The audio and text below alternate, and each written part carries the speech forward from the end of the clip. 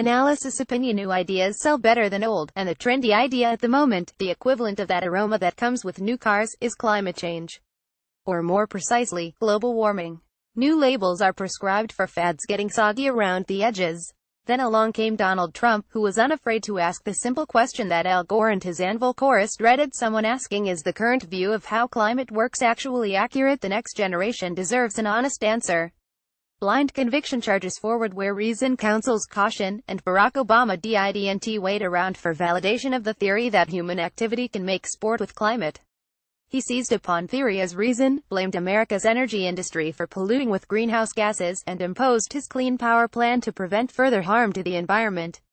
President Trump's Environmental Protection Agency this week rescinded the 2015 order, which was meant to require the industry to reduce U.S. carbon dioxide emissions 32% below the levels of 2005, and to get it done before the year 2030. This was a blow to the Paris Climate Agreement's goal of moderating temperatures.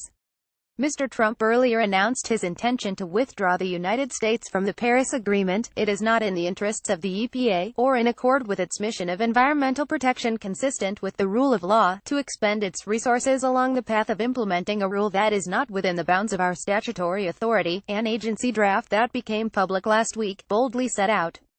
A lawsuit by 27 affected states had prompted a federal court to suspend the Clean Power Plan last year, giving the EPA until October 6 to propose an alternative. The Obama restrictions on emissions would effectively force utilities to shutter many coal-fired plants and turn to expensive and unproved wind and solar technologies.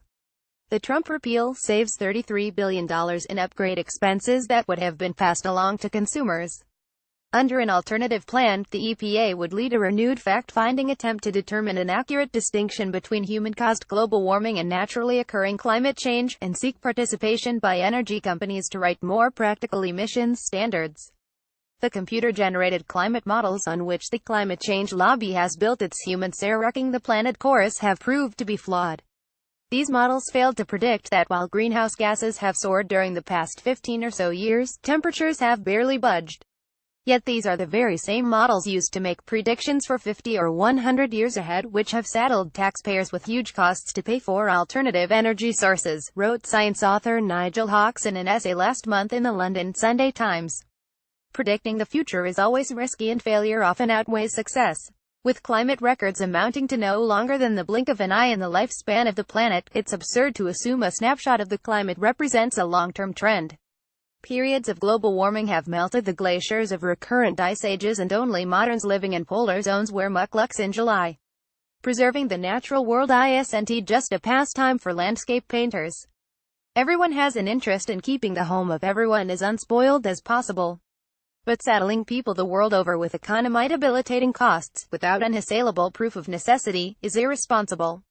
It's merely common sense to look past the new and improved label on climate science to make sure the label is accurate. Mr. Trump's bold and welcome refusal to go along with what's trendy is a breath of the fresh after all the fetid hot air the planet and the people on it have had to endure.